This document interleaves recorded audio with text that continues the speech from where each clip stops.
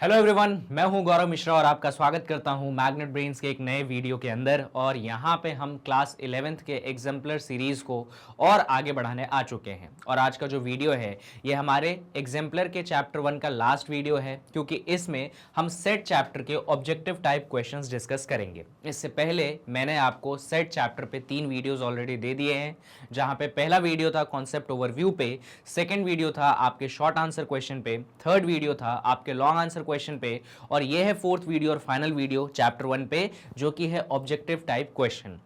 भाई objective type question से मैं क्या मतलब होता है वो समझा देता हूँ। ऑब्जेक्टिव टाइप के अंदर आपके 3-4 प्रकार के सवाल आते हैं, जैसे कि आपके एमसीक्यू हम इसमें करेंगे, कुछ फिल इन द ब्लैंक्स करेंगे, 1 या 2 मैच द कॉलम्स करेंगे। बस यही रहते हैं आपके ऑब्जेक्टिव टाइप क्वेश्चन। तो चलिए बिना किसी डिले के स्टार्ट करते हैं हम पहले क्वेश्चन से। और एक बात बता दूं, ये जो सेट चैप्टर के ऑब्जेक्टिव टाइप क्वेश्चन है इनका लेवल मॉडरेट है, बहुत ज़्यादा टफ भी नहीं है और बहुत ज़्यादा ईजी भी नहीं है। लेकिन जो क्वेश्चन हैं वो आपको यूनिक टाइप के क्वेश्चन मिलेंगे जो आपको एनसीईआरटी बुक में नहीं मिलेंगे। तो अगर आपके एग्जाम में या फिर किसी भी एग्जाम में सेट चैप्टर से रिलेटेड अगर आपको मल्टीपल चॉइस क्वेश्चंस पूछे जाते हैं तो काफी हाई चांसेस रहते हैं कि भाई ये जो आपके एग्जाम्पलर है इसी में से डायरेक्ट आपको पूछ लिया जाए। जैसे पहले ही क्वेश्चन को ध्यान से देखिए, 1 सेकेंड आप वीडियो को पॉज कर लो और इस क्वेश्चन को खुद से पढ़ो, जिससे आप एटलीस्ट समझ पाओ जब मैं समझाऊं तो। बाकी मैं इस क्वेश्चन को पढ़ता हूं। क्वेश्चन कहता है suppose A1 A2 up to A30 are 30 sets each having 5 elements. भाई आपके पास A1 है, A2 है, A30 है, ऐसे 30 सेट है और हर सेट में जो है 5 एलिमेंट्स आपको गिवन है। ठीक है, उसके बाद बोला जाता है and B1 B2 dot dot dot Bn, और B1 से लेकर Bn तक आपके पास कितने सेट हैं भाई? n सेट है, और हर सेट में कितने एलिमेंट है? 3 एलिमेंट है। यानी कि क्वेश्चन की पहली लाइन में यह बोला गया है कि भाई A1 से लेकर A30 तक 30 सेट है और हर सेट में 5 एलिमेंट है। भाई B1 से लेकर Bn तक हमारे पास n सेट है, n वेरिएबल की वैल्यू हमें नहीं मालूम, लेकिन ये जितने भी B वाले सेट हैं उन सभी में कितने एलिमेंट्स हैं? 3 एलिमेंट्स हैं। और आपको यहां पे एक छोटा सा रिलेशन दिया गया है। अब ये जो रिलेशन है ना, ऐसा रिलेशन आपने देखा नहीं होगा, लेकिन आप इस साइन का मतलब तो जानते हो। इस साइन का मतलब क्या होता है? यूनियन होता है। मैं इस साइन का मतलब भी बताऊंगा और आपको इस रिलेशन का मतलब भी बताऊंगा कि इस रिलेशन का मतलब क्या है। बढ़ते हैं अपन अगली लाइन पे, and each element of S, और यहां पे आप देख सकते हो एस करके लिखा है। ये एस जो है ये भी एक सेट है। अब इस सेट की एक कंडीशन दी गई है कि इस सेट का जो हर एलिमेंट है वो बिलोंग करता है एग्जैक्टली 10 ऑफ द एआई। इसका मतलब ये है भाई, ये जो हमारा फाइनल सेट एस है इसका अगर हम कोई भी एक एलिमेंट ले ले तो हमारे जो A1 A2 A30 ऐसे सेट थे ना, उसमें से किसी भी 10 को वो बिलोंग करता है, ऐसा है। अब अगली लाइन यहां पे ये लिखी गई है, और इसी का कोई एक एलिमेंट हमारे B1 से लेकर Bn सेट था, उसमें उसके किसी 9 सेट को बिलोंग करता है, ऐसा करके इंफॉर्मेशन है। अब इसका मतलब क्या है वो मतलब समझना ज्यादा जरूरी है। और आपको यहां पे n वेरिएबल की वैल्यू फाइंड करने को बोला गया है, जो मैंने स्टार्टिंग में ही बता दिया गया था। और इसके ऑप्शंस जो हैं आपको नेक्स्ट पेज पे दिए गए हैं। तो ऑप्शंस पे तो हम बाद में आएंगे, पहले समझते हैं कि भाई इन सारी चीजों का मतलब क्या है। ठीक है, चलिए आइए एक एक करके हम इस क्वेश्चन के सारे इंफॉर्मेशन को लिखेंगे, क्योंकि काफी सारी बातें हैं। देखिएगा भाई, सबसे पहला इंफॉर्मेशन आपको गिवन है कि हमारे पास A1 A2 A3 ऐसा कहां तक है? हमारे पास 30 सेट तक है। ठीक है, टोटल कितने सेट है भाई? 30 सेट है। ऐसा ही हमें सेकंड इंफॉर्मेशन ये गिवन है। अच्छा, और हर सेट में कितने एलिमेंट है ये भी हमें इंफॉर्मेशन गिवन है कि इन सेट में, हर सेट में जो है हमारे पास 5 एलिमेंट्स गिवन है। ठीक है, बहुत अच्छी बात है। इसके बाद हमारे पास एक और सेट है, मतलब सेट्स हैं B1 B2 B3, और ये कहां तक जा रहा है भाई? तो ये जा रहा है Bn तक। और ये टोटल कितने सेट हो गए? देखो ये तो टोटल 30 सेट हो गए, ये कितने सेट हो गए? n सेट हो गए। और इसमें हर सेट में कितने एलिमेंट है? तो इसमें हर सेट में जो है आपके पास 3 एलिमेंट्स हैं। ठीक, डन, इंफॉर्मेशन हो गई। अब हमारे पास एक रिलेशन गिवन था। रिलेशन कुछ ऐसा गिवन है, चलो इस रिलेशन को हम लिखते हैं। रिलेशन में ऐसा सिंबल आप देख सकते हो, और इस सिंबल के नीचे लिखा है i इज इक्वल्स टू 1, और ऊपर लिखा गया है 30, और यहां पे ऐसा ai बना दिया गया है। ठीक है, इसके साथ में इक्वल टू में है आपके पास वापस से ये सेम सिंबल है, यहां पे j इज इक्वल टू 1 लिखा गया है, यहां पे n लिखा गया है और यहां पे जो है bi लिख दिया गया है। देख लो सेम टू सेम, नहीं bz लिख लिया गया है, z हमने सिंबल यूज किया ना, इसको z बना दो भाई, z हो गया। और ये किसके इक्वल है, तो ये भाई हमारे s के इक्वल है। अब इसका मतलब क्या है, मैंने आपको स्टार्टिंग में ही बता दिया था कि जहां पे भी आप ये वाला साइन देखते हैं तो समझ जाइए इस वाले साइन का मतलब होता है यूनियन ऑफ सेट। क्या मतलब होता है इसका, इसका मतलब होता है यूनियन ऑफ सेट। अब मैं आपको इस सिंबल का, ये सिंबल जो है ना शॉर्ट फॉर्म में बहुत बड़ी बात को कहता है, ठीक है, ये वाला सिंबल हो या ये वाला ऐसे बना दिया गया हो, ये शॉर्ट फॉर्म में बहुत सारी बातों को कहता है। भाई क्या शॉर्ट फॉर्म है और किसका शॉर्ट फॉर्म है, तो मैं लिखता हूं तो आपको खुद ब खुद समझ में आ जाएगा।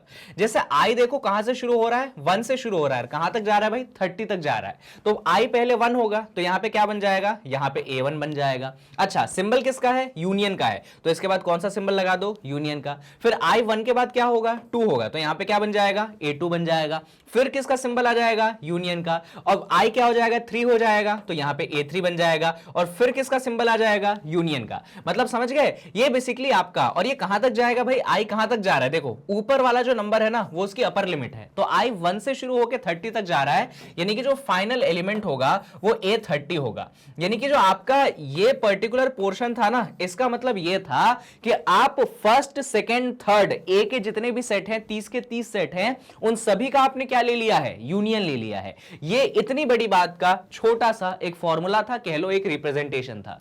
सेम चीज अगर हम यहां पे आए, बीच में कौन सा साइन है भाई, बीच में आपके पास इक्वल टू साइन है।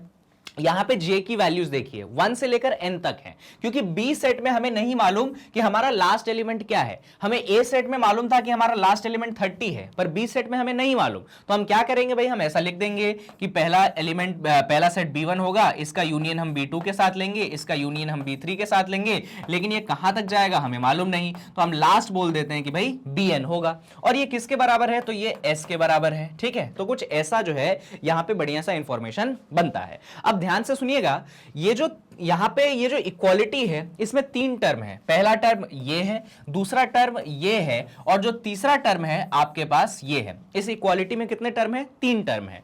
अब इस इक्वालिटी को मैं 2 हिस्सों में ब्रेक कर दूंगा। पहला कौन सा हिस्सा ले लिया मैंने, पहला हिस्सा ले लिया कि भाई जो मेरा 1 है वो किसके बराबर है, वो मेरे 3 के बराबर है ना। ये जो पहली वाली चीज है किसके बराबर है, थर्ड वाली चीज के बराबर है। सिमिलरली ये जो मेरा सेकेंड क्वांटिटी है या सेकेंड एक्सप्रेशन है, ये भी किसके बराबर है, ये भी थर्ड के बराबर है। अब इन दोनों को हम जरा समझते हैं, चलिए लिखते हैं भाई। यानी कि हम कह सकते हैं कि A1 union A2 union A3 ये कहां तक जा रहा है, ये आपके A30 तक जा रहा है, और ये किसके बराबर है, S के बराबर है। 1 को मैंने 3 के इक्वल इक्वेट किया।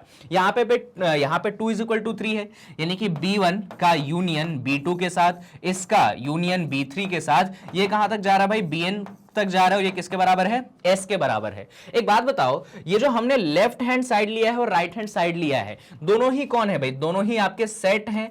अब दोनों सेट आपस में क्या है, इक्वल है। जब दोनों सेट आपस में इक्वल हैं तो दोनों तरफ नंबर ऑफ एलिमेंट्स कैसे रहे होंगे, सेम रहे होंगे। ऑब्वियस सी बात है, अगर 2 सेट आपके इक्वल हैं तो नंबर ऑफ एलिमेंट्स कैसे रहे होंगे, सेम रहे होंगे।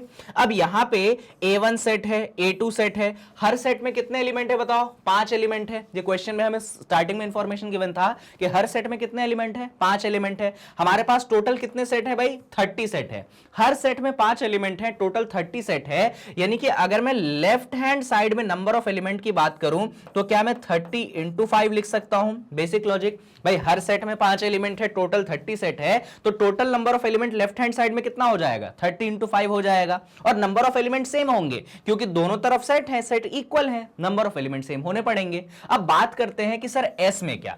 अब एस में हमें नंबर ऑफ एलिमेंट नहीं मालूम, एस के नंबर ऑफ एलिमेंट हमें नहीं मालूम कि भाई एक्चुअली जो हमारा सेट एस है इसमें नंबर ऑफ एलिमेंट्स कितने हैं, हमें इसका कोई आइडिया नहीं है कि भाई इसमें कितने नंबर ऑफ एलिमेंट है। तो इसको हम एक वेरिएबल से दिखा देते हैं, फॉर एग्जांपल स्मॉल एस वाले वेरिएबल से हम दिखा देते हैं, ठीक है। लेकिन हमें एक इंफॉर्मेशन गिवन थी एस वाले सेट के रिस्पेक्ट में, और वो इंफॉर्मेशन यहां पे थी। क्या इंफॉर्मेशन थी भाई, इंफॉर्मेशन ये थी कि जो हर एलिमेंट है एस का वो 10 एलिमेंट के बराबर है आपके AI मतलब जो आपके A1 A2 A3 सेट थे उनके बराबर है। अब इसको हम समझे कैसे, इसको हम एक्सप्रेस कैसे करें?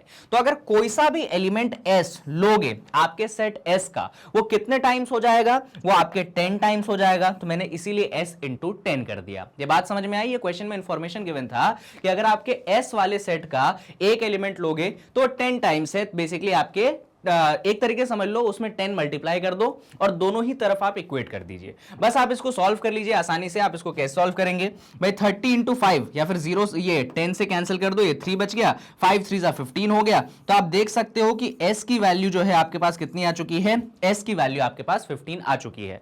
अब सेम लॉजिक हम यहां पे लगाते हैं भाई। यहां पे हमने वहां पे s की वैल्यू निकाली। अब इधर देखिए, यहां पे हमारे पास b1 से लेकर bn तक के सेट हैं। एक सेट में कितने एलिमेंट हैं? 3 एलिमेंट हैं। बी वाले सेट में टोटल कितने सेट हैं? n सेट हैं। तो क्या मैं इसको ऐसा लिख सकता हूं n इंटू 3, है ना? जैसे कि यहां पे एक सेट में 5 एलिमेंट थे और टोटल 30 सेट थे, तो मैंने 30 इंटू 5 लिख दिया था। यहां पे टोटल n सेट है, हर सेट में 3 एलिमेंट है, तो n इंटू 3 लिख सकता हूं। सेम लॉजिक यहां पे हमने एक एलिमेंट को s से दिखाया था और b के रेस्पेक्ट में कितने टाइम्स बोला था उसने? भाई उसने बोला था 9। तो यहां पे हम, जैसे यहां पे हमने 10 टाइम्स बोला तो 10 इंटू s किया था, यहां पे 9 टाइम्स बोला है तो s इंटू 9 कर देंगे। अब हमें s की वैल्यू जानते हैं, s की वैल्यू कितनी है? 15 है, तो हम यहां पे रिप्लेस कर देंगे। तो हमने s की वैल्यू रिप्लेस कर दी 15, तो 15 इंटू 9 हमने सॉल्व किया। 3 1 जा 3, 3 3 जा 9, 15 3 जा कितना हो गया? 15 3 जा हो गया 45। तो n की वैल्यू यहां पे कितनी हो चुकी है? 45 हो चुकी है। बस अब हम अपने ऑप्शंस को देख लेते हैं भाई कि कौन से ऑप्शन में हमारा n 45 दिखा रहा है। तो हमारा ऑप्शन नंबर सी जो 45 दिखाता है, तो इसीलिए हमारा ऑप्शन सी करेक्ट हो जाएगा। तो कुछ ऐसा था इस क्वेश्चन का सॉल्यूशन। आप चाहे तो बढ़िया सा स्क्रीनशॉट ले लीजिए। अच्छा क्वेश्चन था, काफी सारी बातें इस क्वेश्चन में हमें नहीं जानने को पता चली कि भाई बहुत सारे सेट हो तो उसके यूनियन को हम कैसे दिखा सकते हैं और वो स्टेटमेंट्स का मतलब क्या रहते हैं। चलिए, आई होप आपने सारी चीजें लिख ली होंगी। बढ़ते हैं पहले सवाल के बाद। पहला सवाल थोड़ा सा लेंदी हो गया, बट बाकी क्वेश्चन ज्यादा लेंदी नहीं है, जल्दी जल्दी हो जाएंगे। यहां पे क्वेश्चन है, ध्यान से देखिएगा। 2 finite set have m and n elements. ठीक है, हमारे पास दो सेट हैं। एक सेट का नाम हम रख देते हैं A और दूसरे सेट का हम नाम रख देते हैं B। तो भाई एक सेट है हमारे पास A और दूसरा सेट है हमारे पास B। ये दोनों ही सेट आपके पास फाइनाइट सेट है। फाइनाइट सेट का मतलब होता है कि उनमें नंबर ऑफ एलिमेंट्स जो है वो फिक्स हैं। ठीक है, अगला इंफॉर्मेशन है, the number of subset of the first set is 112 more than the number of second set. अब इसका मतलब समझाता हूं। उसने ये बोला है कि जो पहला सेट A है, इसके जो टोटल सबसेट बनेंगे, इसके जो टोटल सबसेट बनेंगे, टोटल सबसेट ऑफ A, ठीक है, और जो दूसरा सेट है B, इसके भी बनेंगे भाई सबसेट। तो जो टोटल सबसेट है B के, टोटल सबसेट ऑफ B, ध्यान से सुनना, क्वेश्चन ये बोल रहा है कि जो पहला सेट है A, इसके जो टोटल सबसेट हैं और जो दूसरा सेट है B, इसके जो टोटल सबसेट हैं, भैया ये वाला total subset, number of subset समझ लो कितने सबसेट बन रहे हैं, और इसके नंबर ऑफ सबसेट से ये वाली चीज इससे 112 ज्यादा है, ये वाली क्वांटिटी इससे 112 ज्यादा है। यानी कि इसमें से अगर मैं ये घटा दूं तो मुझे कितना मिल जाएगा? 112 मिल जाएगा। अरे भाई सही बात है ना। मान लो मेरी उम्र आपके उम्र से 10 साल ज्यादा है, तो मेरे एज में से आप अपनी एज घटाओगे तो 10 मिलेगा। यहां पे क्वेश्चन में ये बोला था कि ए वाले जो सेट का सबसेट है, जो टोटल नंबर ऑफ सबसेट है, और जो बी वाले सेट का टोटल नंबर ऑफ सबसेट है, तो इसकी संख्या इसके कंपैरिजन में 112 ज्यादा है। तो इसमें से अगर मैं ये घटाऊंगा तो मुझे कितना मिलेगा? 112 मिलेगा। अब यहां पे क्वेश्चन में एक और इंफॉर्मेशन गिवन थी कि जो आपका A वाला सेट है ना, यहां पे मैं लिखता हूं, जो A वाला सेट है इसमें नंबर ऑफ एलिमेंट्स कितने हैं भाई? इसमें नंबर ऑफ एलिमेंट्स m है। और जो आपका B वाला सेट है इसमें नंबर ऑफ एलिमेंट्स कितने हैं? इसमें नंबर ऑफ एलिमेंट्स n है। आपको पढ़ाया गया था, मैंने ही पढ़ाया था, कि नंबर ऑफ सबसेट कैसे निकालते हैं, टोटल नंबर ऑफ सबसेट कैसे निकालते हैं। अगर आपको याद हो कि अगर कोई सेट है, अगर मान लो कोई सेट A है, इसमें नंबर ऑफ एलिमेंट्स आपके पास m है, तो उसके टोटल सबसेट कितने हो जाते हैं 2 की पावर m, ये आपको एक फॉर्मूला पढ़ाया गया था। ऐसे ही मैं यहां पे कह सकता हूं भाई a में m एलिमेंट्स हैं तो इसके टोटल नंबर ऑफ सबसेट कितने हो जाएंगे, इसके टोटल नंबर ऑफ सबसेट हो जाएंगे 2 की पावर m। अच्छा b में कितने एलिमेंट्स हैं, n एलिमेंट्स हैं तो इसके टोटल नंबर ऑफ सबसेट कितने हो जाएंगे 2 की पावर m। अब इन दोनों के बीच में क्या था, सब्सट्रैक्शन, तो इन दोनों के बीच में आ गया सब्सट्रैक्शन, ये कितने के बराबर हो गया 112 के बराबर हो गया। यहां पे बन चुकी है आपके पास एक बढ़िया सी इक्वेशन। अब हमें क्वेश्चन में करना क्या था, हमें भाई क्वेश्चन में ये करना था, हमें m और n की वैल्यू निकालनी थी। अब m और n की वैल्यू निकालने के लिए ये जो गिवन इक्वेशन है हमें क्या करनी पड़ेगी, इसको सॉल्व करनी पड़ेगी। चलिए देखिए अब इसको सॉल्व कैसे करें सर, तो भाई इसको यहां पे करें कि अगले पेज पे करें, चलो यहीं पे सॉल्व कर लेते हैं। ध्यान से देखिएगा, हमारे पास इक्वेशन है 2 की पावर m माइनस 2 की power n is equals to 112। मेरा मन है कि जो 2 की पावर m और माइनस 2 की पावर n है, मैं इसमें से कॉमन निकालने वाला हूं 2 की पावर n, ठीक है। तो यहां पे क्या बचेगा, अब देखो 11th के बच्चों हो आप, तो ये एक्सपोनेंट के रूल्स आप लोगों को अच्छे से क्लियर होना चाहिए। यहां पे बचेगा -1 और ये किसके बराबर हो जाएगा 112 के। 112 का हमें करना पड़ेगा प्राइम फैक्टराइजेशन। चलो भाई कर लेते हैं प्राइम फैक्टराइजेशन। सबसे पहले 2 से जाएगा, 2 5 जा 10 और ये क्या बन गया 2 6 जा 12, फिर 2 से चला जाएगा, फिर ये बन जाएगा 28, फिर 2 से चला जाएगा तो ये बन जाएगा 14, फिर 2 से चला जाएगा तो ये बनेगा 7 और फाइनली 7 से चला गया तो बचा 1। यानी कि हम देख सकते हैं कि जो हमारा 112 है इसको कहाँ लिख लें भाई, नीचे लिख लेते हैं। जो हमारा 112 है इसमें 2 कितनी बार आ गया, 1 2 3 4, तो इसको हम लिख सकते हैं 2 की पावर 4 और 7 कितनी बार आ गया, सिर्फ एक बार, ठीक है। तो बढ़िया तरीके से फैक्टराइजेशन हो गया है। चलिए अब इसको लिख देते हैं यहाँ पे, तो ये बनेगा 2 की पावर n मल्टीप्लाइडेड बाय 2 की power m minus n minus 1 is equals to 2 की पावर 4 इंटू 7।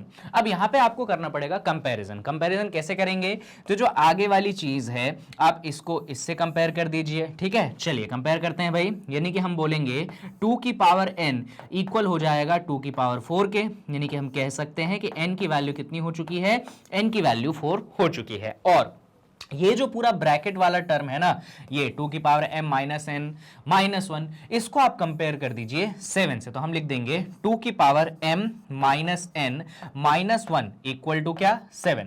माइनस 1 को आप उस तरफ भेज दीजिए तो बन जाएगा 2 की power m minus n, minus 1 को आप उस तरफ भेज देंगे तो 7 प्लस 1 हो जाएगा। इसको मिटा दूं क्या, इसकी जरूरत तो नहीं लग रही हमें। अब देखो 7 प्लस 1 क्या कर दूं मैं 8, तो 2 की power m minus n is equal to 8। अच्छा अब 8 को मैं क्या लिख सकता हूं, 8 को मैं लिख सकता हूं 2 का क्यूब, तो ये हो जाएगा 2 की power m minus n is equal to 2 का क्यूब। अरे जगह नहीं बची अपने पास, चलो अगले पेज पे कर लेते हैं भाई। तो हमने देखा है अभी तक कि 2 की पावर m माइनस n बना है 2 क्यूब, यानी कि यहां से मैं बेस सेम है तो एक्सपोनेंट को इक्वल कर दो, तो मैं लिख सकता हूं कि m माइनस n की वैल्यू 3 के बराबर हो जाएगी। लेकिन हमने n की वैल्यू देख रखी है 4, यहाँ पे n की वैल्यू हम रख देते हैं 4, तो m minus 4 equal to 3। Solve करेंगे तो 4 प्लस 3 कितना बन जाएगा 7, यानी कि m की वैल्यू हो गई 7, n की वैल्यू हो चुकी है 4, यानी कि आपका आंसर हो जाएगा 7,4। तो देख लीजिए कौन सा ऑप्शन है 7,4, बी वाला ऑप्शन है 7,4 और आपका आंसर बी हो जाएगा। तो कुछ इस तरीके से आप इस सिंपल से सवाल को सॉल्व करेंगे। यहाँ पे ये चीज सीखने वाली थी, वैसे तो आप लोगों ने कई बार ये चीज देखी होगी, इतना भी टफ नहीं है, बट फिर भी अगर आपने नहीं देखी है तो इट इज इंपॉर्टेंट, इसको आप नोट डाउन कर लीजिए। या आपके क्वेश्चन नंबर 30 का सोल्यूशन है एग्जाम्पलर से, ठीक है, ऑब्जेक्टिव टाइप है ना। चलिए भाई बढ़ते हैं हम अगले सवाल पे। अगला सवाल हमारे पास कौन सा है, क्वेश्चन नंबर 31 है, ऑब्वियसली ये रहा। यहां पे हमें बोला गया है भाई इस एक्सप्रेशन को आप सॉल्व करके हमें बताइए कि एक्चुअली इसमें से कौन सा आंसर बनता है ना। तो ये जो पर्टिकुलर एक्सप्रेशन है हमें इसे करना पड़ेगा सॉल्व। चलो भाई करते हैं इसको सॉल्व। क्या दिया गया है हमें, एक्सप्रेशन दिया गया है a है, इसका इंटरसेक्शन आपने b के कॉम्प्लीमेंट के साथ लिया है और इसके ऊपर भी कॉम्प्लीमेंट लगा है, फिर यहाँ पे यूनियन है और फिर यहाँ पे b और c का क्या है भाई इंटरसेक्शन है। ध्यान से देखिएगा। अच्छा आपने एक रूल पढ़ा होगा, मैंने ही पढ़ाया था। रूल कुछ ऐसा था कि अगर दो सेट हो, अगर मान लो ऐसे इंटरसेक्शन में है x और y और ऊपर ऐसे कॉम्प्लीमेंट का साइन लगा है, तो इसको नेक्स्ट स्टेप में मैं लिख सकता हूं x का कॉम्प्लीमेंट, फिर y का कॉम्प्लीमेंट, और ये जो इंटरसेक्शन का साइन है ये किस में बदल जाता है, यूनियन में बदल जाता है। उसी रूल को हम यहां पे इस्तेमाल करेंगे। सबसे पहले कॉम्प्लीमेंट ऊपर है तो इसको हम a पे लगाएंगे, तो a का कॉम्प्लीमेंट, ये इंटरसेक्शन का साइन यूनियन में बदलेगा, और फिर यहां पे b का कॉम्प्लीमेंट है तो b के कॉम्प्लीमेंट के ऊपर हम क्या लगा देंगे, कॉम्प्लीमेंट लगा देंगे। ये एक चीज बन गई, इसको ब्रैकेट में बंद कर दो। फिर यहां पे यूनियन है, और यूनियन किसके साथ है भाई, b इंटरसेक्शन c के साथ है। ध्यान से देखते जाइएगा। एक और रूल मैंने आपको पढ़ाया था कि अगर एक सेट का कॉम्प्लीमेंट हो और उस पे वापस से कॉम्प्लीमेंट लगा दो तो वो ओरिजिनल सेट हमारे पास बन जाता है। वो चीज यहां पे भी वैलिड होगी। यहां पे तो a का कॉम्प्लीमेंट रहेगा, जो b के कॉम्प्लीमेंट का कॉम्प्लीमेंट है उसको मैं सिर्फ और सिर्फ क्या लिख सकता हूं, सिर्फ और सिर्फ b लिख सकता हूं। दो बार कॉम्प्लीमेंट से ओरिजिनल सेट बन जाता है। यहां पे क्या है, यहां पे यूनियन है, किसके यूनियन है भाई, b इंटरसेक्शन c के साथ यूनियन है। अब हमें इस पूरे एक्सप्रेशन को हमने क्रिएट किया, अब हमें क्या करना है, हमें इसको इसमें से एक ऑप्शन चुनना है। अब ये काम हम कैसे करेंगे, है ना, इसमें डाउटफुल है अपन। देखो आसान काम है, मैं इसको वेन डायग्राम की मदद से कर दूं क्या, जिससे आपको चीजें और क्लियर हो जाए। चलो मैं इसका एक बढ़िया सा वेन डायग्राम बनाता हूं जिससे आप चीजें बहुत आसानी से देख पाएंगे। बोर्ड पे ध्यान से देखते रहिएगा। ऐसा नहीं है कि सिर्फ वेन डायग्राम से होगा, पर मेरा मन है कि मैं आपको इसको वेन डायग्राम से भी विजुअलाइज करवाऊं, चीजों को दिखाऊं कि देखो भाई इसको हम वेन डायग्राम से भी कर सकते हैं, कोई हमें ऐसी परेशानी नहीं होगी। ध्यान से देखिएगा कैसे हम काम करेंगे, एकदम बोर्ड पे फोकस करिएगा। भाई हमारे पास सबसे बड़ा रेक्टेंगल होता है, जो रेक्टेंगल हमें शोकेस करता है कौन से सेट को, यूनिवर्सल सेट को। ठीक है, इसमें ए बी सी आप तीन प्रकार के सेट देख सकते हैं, तो हम तीन सेट ले लेंगे। मान लीजिए आपने ए ले लिया, या आपने बी ले लिया, और यहां पे जो है आपने सी वाला सेट ले लिया। ये आपका ए सेट हो गया, ये B हो गया, और ये क्या हो गया, C हो गया। सबसे पहले आप यहां पे देखोगे तो A का कॉम्प्लीमेंट लिया गया है। A के कॉम्प्लीमेंट का मतलब क्या है, A के कॉम्प्लीमेंट का मतलब है आपको वो एरिया शेड करना है जो कि A के सर्कल के अलावा है। तो ये देखो, ये A का सर्कल है, मैं A के सर्कल के बाहर वाले एरिया को क्या कर देता हूं, शेड कर देता हूं। तो इस तरीके से मैं क्या करूंगा, जो A के बाहर वाला एरिया है, देखो A का सर्कल छोड़ दिया मैंने, उसके बाहर जितना एरिया है उस सबको मैंने क्या कर दिया, शेड कर दिया। ठीक है, अब हमने तो ये कहलाता है ए का कॉम्प्लीमेंट। अब ए का कॉम्प्लीमेंट का हमने यूनियन किसके साथ लिया है, बी के साथ। तो ध्यान से देखो यहां पे बी का सेट कहां है भाई, बी का सेट तो ये पूरा सर्कल है, ये पूरा सर्कल जो है किसका सेट है, ये पूरा सर्कल है आपके बी का। अब ए का कॉम्प्लीमेंट का आपने यूनियन लिया है बी वाले सेट के साथ। ध्यान से देखो भाई, ये बी वाला सेट है, ये ए के कॉम्प्लीमेंट को मैंने शेड कर दिया। यूनियन क्या होता है, यूनियन होता है दो एरियाज को कंबाइन करना। तो ए के कॉम्प्लीमेंट को आपको बी वाले सेट के एरिया के साथ कंबाइन कर देना है। तो ए का कॉम्प्लीमेंट शेडेड है, बी वाला सर्कल ये पूरा है, दोनों को कंबाइन कर दो। तो जैसे ही कंबाइन करोगे ना, तो ये जो अनशेडेड एरिया है ये भी बन जाएगा आपका हिस्सा इसमें। क्यों अनशेडेड एरिया आ गया आपका, जो अनशेडेड था वो भी शेडेड क्यों हो गया, अनशेडेड वाला जो हिस्सा था वो एक्चुअली बी का पार्ट था, और जब हमने यूनियन लिया तो जो खाली जगह थी वो भी इसका हिस्सा बन गया। तो ये जो पर्टिकुलर पोर्शन है इसकी शेडिंग इतनी बन गई। अब हमें इसका यूनियन लेना है बी इंटरसेक्शन सी के साथ। तो बी इंटरसेक्शन सी कहां बनेगा, बी इंटरसेक्शन सी का मतलब है कॉमन एरिया। तो ये जो आपको ये हिस्सा दिखाई दे रहा है ना, ये हिस्सा क्या है, ये हिस्सा है आपका बी इंटरसेक्शन सी, आपने उसके साथ देख लिया। अब इन दोनों का यूनियन लेना है, तो अब इन दोनों का यूनियन ले लोगे। देखो ये जो ज्यादा शेडिंग वाला एरिया है ये है आपका बी इंटरसेक्शन सी, ये वाला हिस्से का एरिया, और ये जो पूरा शेडेड बना है उसके हिस्से का एरिया, सबको आप पूरा कंबाइन करोगे तो यही डायग्राम आपके सामने आएगा, कुछ नया एरिया शेड नहीं होगा। इसका मतलब ये है कि हमने जो ये डायग्राम बनाया था ना, डायग्राम था ए का कॉम्प्लीमेंट यूनियन बी के साथ। तो फाइनल आंसर में एज इट इज यही आ जाएगा, कोई चेंज नहीं होगा। तो किस ऑप्शन में आपका ये वाला है भाई, तो ये वाला है आपके बी ऑप्शन में। तो आप डायरेक्ट जो है बी ऑप्शन को टिक कर सकते हैं, आपको कहीं पे कोई इशू नहीं होगी। अच्छा, इसको समझने का एक और तरीका ये है, सुनिएगा ध्यान से, जो आपका बी इंटरसेक्शन सी है, इधर देखो, जो आपका बी इंटरसेक्शन सी है एक्चुअली ये सबसेट है। पता है किसका सबसेट है, ये सबसेट है आपके इस वाले सेट का। कौन सा सेट है, ए कॉम्प्लीमेंट यूनियन बी का।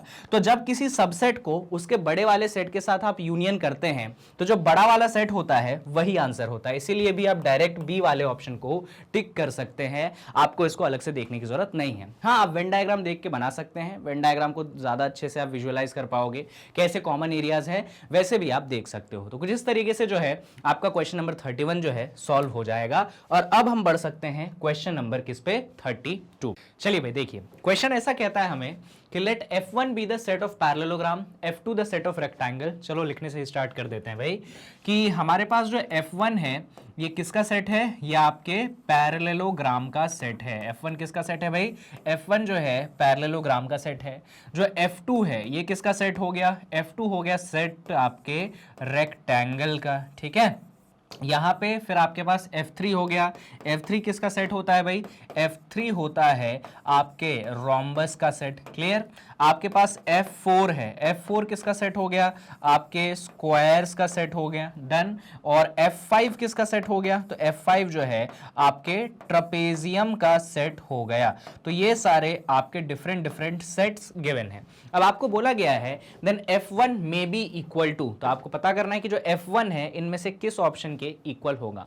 आपको एक इंफॉर्मेशन होगी जो आपने बचपन में क्वाड्रिलैटरल्स में सीखा था कि जो आपके शेप्स होते हैं, पता है कौन कौन से शेप, रेक्टेंगल हो, रोम्बस हो, स्क्वायर हो, ये सब के सब पता है कौन होते हैं, पैरेललोग्राम होते हैं। भाई खुद पैरेललोग्राम तो पैरेललोग्राम है ही, but all rectangles are parallelogram, all rhombus are parallelogram, all square are also what, parallelogram. तो ये जितने भी शेप होते हैं वो क्या होते हैं, पैरेललोग्राम होते हैं। लेकिन याद रखिएगा कि जो ट्रपेजियम होता है ये पैरेललोग्राम नहीं होता है। और यहां पे हमें किस सेट की इक्वालिटी की बात की जा रही है, हमें किस सेट के बारे में पूछा जा रहा है, F1 के बारे में पूछा जा रहा है। यानी कि हमें पूछा जा रहा है कि भाई पैरेललोग्राम जो है इनमें से किन किन सेट का यूनियन हो सकता है। तो F1 जो है वो खुद F1 का यूनियन तो होगा ही, है ना भाई, सारे के सारे पैरेललोग्राम पैरेललोग्राम है ही।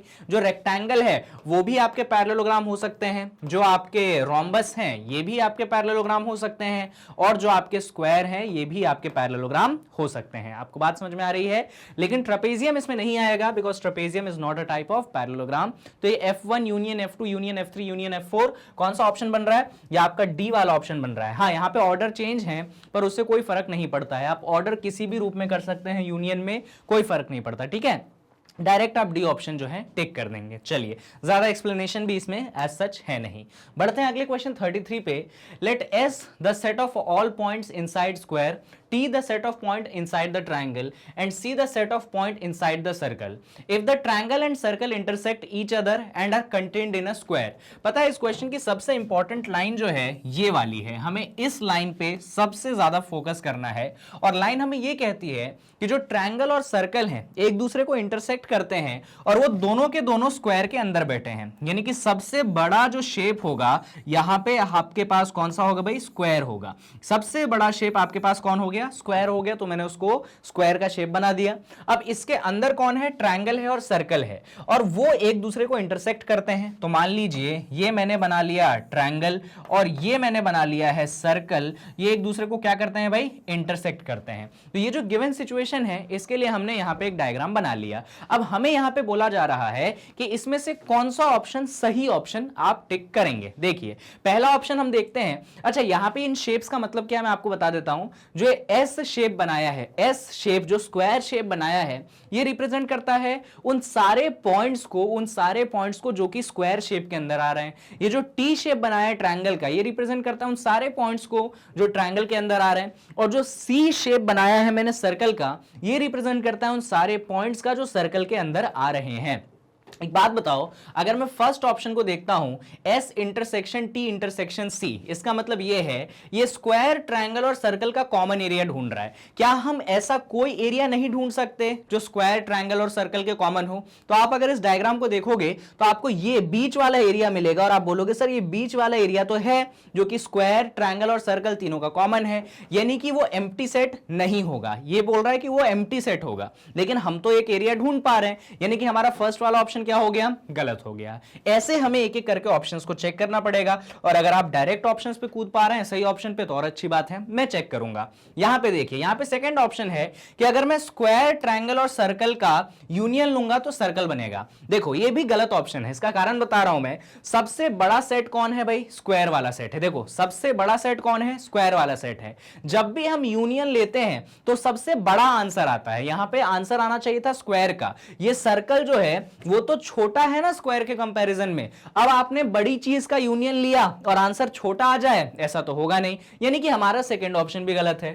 थर्ड ऑप्शन ये है जब स्क्वायर, ट्रायंगल और सर्कल इन तीनों का यूनियन लिया तो बनेगा स्क्वायर। ये ऑप्शन सही है भाई, सबसे बड़ी चीज स्क्वायर है और इसका अगर आप यूनियन लोगे ट्रायंगल और सर्कल के साथ जो कि छोटे हैं तो आंसर सबसे बड़ा आएगा। सबसे बड़ा स्क्वायर था तो आंसर भी क्या आएगा, स्क्वायर आएगा। इस तरीके से हम ऑप्शन किसको टिक कर सकते हैं भाई, ऑप्शन सी को टिक कर सकते हैं। यहां पे एक यूनियन की सबसे इंपॉर्टेंट प्रॉपर्टी हमें समझ में आती है कि अगर जितने बड़े सेट लेंगे, अगर आप एक यूनियन लिख रहे हैं उसमें जो सबसे बड़ा सेट होता है ना वही आपका फाइनल आंसर बनता है। चलिए, तो इस तरीके से 33 क्वेश्चन आसानी से हो गया और इसमें जो ऑप्शन है वो सी वाला ऑप्शन आपका टिक हो जाएगा। चलिए भाई, तो 33 क्वेश्चन हो गया है खत्म।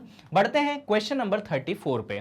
क्वेश्चन नंबर 34 ऐसा है, let R be the set of point inside a rectangle of side A and B with two sides along the positive direction of x axis and y axis। चलिए इसका मैं आपको मतलब समझाता हूं। भाई आपके पास एक रेक्टेंगल है, लेकिन रेक्टेंगल बनाने के लिए उन्होंने आपको x एक्सिस और y एक्सिस की बात कर ली है। हम जानते हैं कि ये होता है ओरिजिन, इस तरफ होता है पॉजिटिव x एक्सिस, इस तरफ होता है पॉजिटिव y एक्सिस, नीचे होता है नेगेटिव y एक्सिस और इस तरफ होता है नेगेटिव का क्या, x एक्सिस। अब हमें बात बोली गई है कि आपको एक रेक्टेंगल के अंदर के पॉइंट्स बनाने हैं, उसका कलेक्शन बताना है, वही सेट है आपका। लेकिन रेक्टेंगल के लिए कंडीशन ये दी गई है कि उसके जो साइड हैं वो ए और बी हैं और उसमें दो साइड जो हैं पॉजिटिव एक्स एक्सिस के अलोंग है और उसके रेक्टेंगल के दो साइड जो हैं पॉजिटिव वाई एक्सिस के अलोंग है। तो अगर मैं रेक्टेंगल को बनाऊं उसका एक वर्टेक्स तो मैं यही लूंगा क्योंकि स्टार्ट यहां से होगा। मैं कहता हूं कि भाई थोड़ा सा मैं इसको शेड ज्यादा कर रहा हूं जिससे आप समझ पाए कि भाई हम साइड की बात कर रहे हैं। मान लो रेक्टेंगल का एक साइड मैंने ये ले लिया और इस पॉइंट को मैंने ए बोल दिया, ठीक है, और इस लेंथ को जो है मैंने स्मॉल ए बोल दिया। ध्यान से देखिएगा, मैंने एक दूसरा साइड जो है इधर पॉजिटिव वाई एक्सिस में ले लिया। इसको भी थोड़ा सा हम ज्यादा शेड करते हैं जिससे आप चीजें देख पाए। ये मैंने दूसरा साइड ले लिया मेरे रेक्टेंगल का, देखिए ये पॉजिटिव वाई एक्सिस के अलोंग है और इस अभी के लिए इस प्लस वाई को हटा दो, इसको भाई ऊपर लिख दो, ठीक है। इस पॉइंट को मैंने बी बोल दिया, यानी कि ये जो कैपिटल बी, यानी कि ये जो लेंथ हो गया ये क्या हो गया भाई, स्मॉल बी हो गया। अब एक साइड क्या होगा भाई, रेक्टेंगल का ऐसा जाएगा, पैरेलल होते हैं ना side, opposite sides are parallel. एक साइड रेक्टेंगल का आपका ऐसा चला गया और मान लीजिए आपने इस पॉइंट को जो है सी बोल दिया और फिर आपने जो है इसको और इसको ज्वाइन कर दिया। इस तरीके से जो है आपका बढ़िया सा रेक्टेंगल बनके तैयार है। देख लीजिए भाई, इसमें जो दो साइड्स हैं वो along the positive X axis हैं और दो साइड जो हैं along the positive Y axis हैं। ये पॉइंट्स दे दिए हमने, ओरिजिन है, ये पॉइंट ए है, ये पॉइंट सी है और ये पॉइंट बी है। अगर मैं साइड के लेंथ की बात करूं, अच्छा मैं कोऑर्डिनेट्स की बात कर लेता हूं। देखिए ये ओरिजिन है, इसका कोऑर्डिनेट क्या होगा भाई, 0,0 होगा। इसका कोऑर्डिनेट क्या होगा, ये डिस्टेंस ए है तो ये हो जाएगा a,0। ये डिस्टेंस बी है तो अगर मैं सिर्फ इस पॉइंट का कोऑर्डिनेट लिखता हूं तो ये हो जाएगा 0,b और इस पॉइंट का कोऑर्डिनेट हो जाएगा a, b। अब हमारा जो सेट था उस सेट का नाम था r और r जो सेट था वो था उन पॉइंट्स का, points collection of points inside rectangle. R जो सेट था वो किसका कलेक्शन था भाई, पॉइंट्स इनसाइड रेक्टेंगल, मतलब रेक्टेंगल के अंदर के पॉइंट्स चाहिए, सिर्फ और सिर्फ अंदर के पॉइंट्स चाहिए, रेक्टेंगल के बाहर के नहीं चाहिए और रेक्टेंगल के ऊपर के भी नहीं चाहिए। मतलब क्या, मैं अगर मान लो कोई एक पॉइंट होता जो रेक्टेंगल के साइड पे लाई करता, क्या मैं उस पॉइंट को इस कलेक्शन में लूंगा, नहीं लूंगा। मैं सिर्फ उन पॉइंट्स को लूंगा जो मेरे रेक्टेंगल के अंदर आ रहे हैं। अब भाई अंदर वाले पॉइंट्स कैसे आएंगे, तो सुनना, इसमें अपने पास चार ऑप्शन है। अगर मैं पहले ऑप्शन को देखता हूं या फिर ऑप्शन छोड़ो मैं डायरेक्ट आंसर पे ही आता हूं। हमारे पास जो पॉइंट्स के अंदर का कलेक्शन है उसके लिए हमने सेट का नाम दे दिया आर। आर सेट में क्या होगा, आर सेट के पॉइंट्स x, y के टर्म्स में लिखे जाएंगे। x, y का मतलब है ऑर्डर्ड पेयर, x कोऑर्डिनेट दिखाएगा, y कोऑर्डिनेट दिखाएगा। जहां पे आपका x जो है ऑब्वियसली 0 से बड़ा होगा, अगर वो 0 के बराबर आ गया वो तो फिर ये देखो ओरिजिन पे आ जाएगा, ये ऑन द रेक्टेंगल आ गया, हमको रेक्टेंगल के अंदर चाहिए। 0 से बड़ा होगा लेकिन कहां तक जाएगा, क्या वो a के आगे चला जाएगा, इसके आगे जा सकता है क्या, नहीं जा सकता क्योंकि रेक्टेंगल के बाहर आ जाएंगे। क्या वो a के बराबर होगा, बराबर भी नहीं हो सकता क्योंकि वो रेक्टेंगल के ऊपर आ जाएगा। यानी कि उसको क्या होना पड़ेगा भाई, उसको a से छोटा होना पड़ेगा जिससे वो रेक्टेंगल के अंदर आए। और अगर मैं y की बात कर लूं तो y कोऑर्डिनेट जो है सेम तरीके से 0 नहीं हो सकता भाई, 0 से बड़ा होना पड़ेगा और b से बड़ा भी नहीं हो सकता, b से क्या होना पड़ेगा, छोटा होना पड़ेगा। बी के इक्वल भी नहीं हो सकता। जैसे ही बी के इक्वल होगा वो तो ऐसा पॉइंट आ जाएगा जो रेक्टेंगल के ऊपर आ जाएगा, हमें नहीं चाहिए, हमें चाहिए थे अंदर वाले पॉइंट। तो इस तरीके से जो है हमारे एक्स और वाई पे कंडीशन बन जाएगी और हम इस सेट को क्लोज कर देंगे। तो ऐसा कौन सा ऑप्शन है जो इसको मैच करता है कि हमारा एक्स 0 से बड़ा है, ए से छोटा है, हमारा वाई 0 से बड़ा है, बी से छोटा है। तो अगर आप ध्यान से देखोगे हमारा जो ये डी वाला ऑप्शन है वो इस गिवन सिचुएशन को आइडेंटिकली मैच करता है, इसीलिए हमारा आंसर डी हो जाएगा। बाकी ऑप्शंस में देखिए क्या प्रॉब्लम है, ये कहता है कि x 0 से बड़ा भी है बराबर भी है। अब अगर आपने x 0 के बराबर कर दिया तो वो तो ऑन द रेक्टेंगल वाला केस आ गया ना। यहां पे तो उसने लिखा है भाई हमें ऐसे पॉइंट चाहिए जो सिर्फ और सिर्फ अंदर हैं, मतलब ऑन द रेक्टेंगल वाला केस भी नहीं चाहिए, रेक्टेंगल के बाहर वाला केस भी नहीं चाहिए। सिमिलरली इस ऑप्शन में देख लो, यहां पे भी उसने बोल दिया x greater than equal to 0, यहां पे उसने बोल दिया x less than equal to a, मतलब वो a को भी इंक्लूड कर रहा है। अब जैसे ही उसने a को इंक्लूड किया वापस से वो पॉइंट चला जाएगा जो रेक्टेंगल के ऊपर आ जाएगा। तो ऐसे केसेस वाले आंसर आपके नहीं बैठेंगे सही और आपका आंसर होगा डी। आई होप ये क्वेश्चन आपको समझ में आया था। मैंने स्टार्टिंग में ही बोल दिया था कि एग्जाम्पलर के जो क्वेश्चन है थोड़े से यूनिक है, डिफरेंट है, आपको एनसीईआरटी में ऐसे क्वेश्चंस नहीं मिलेंगे। ये जो क्वेश्चन है अभी के सिलेबस के हिसाब से ये क्वेश्चन आपका डिलीटेड है। वैसे तो आप इस क्वेश्चन को सॉल्व कर सकते हैं, फॉर्मूला के हिसाब से नहीं, फॉर्मूला से तो भैया करना ही नहीं है, वैसे तो आएगा भी नहीं क्वेश्चन, पर इस क्वेश्चन को आप चाहो तो वेन डायग्राम की मदद से सॉल्व कर सकते हो। और मैंने ये चीज आपको सिखाई है 2 वीडियोस में। शॉर्ट आंसर के केस में भी मैंने आपको सिखाया था कि वेन डायग्राम की मदद से इस टाइप के क्वेश्चन को कैसे किया जाता है। साथ में मैंने आपको लॉन्ग आंसर टाइप में भी सिखाया था, मैंने तो 3 सेट पे सिखाया, यहाँ पे तो सिर्फ 2 सेट पे बात चल रही है। तो इस क्वेश्चन को आप एज अ होमवर्क लीजिएगा और इसको वेन डायग्राम से ही करिएगा।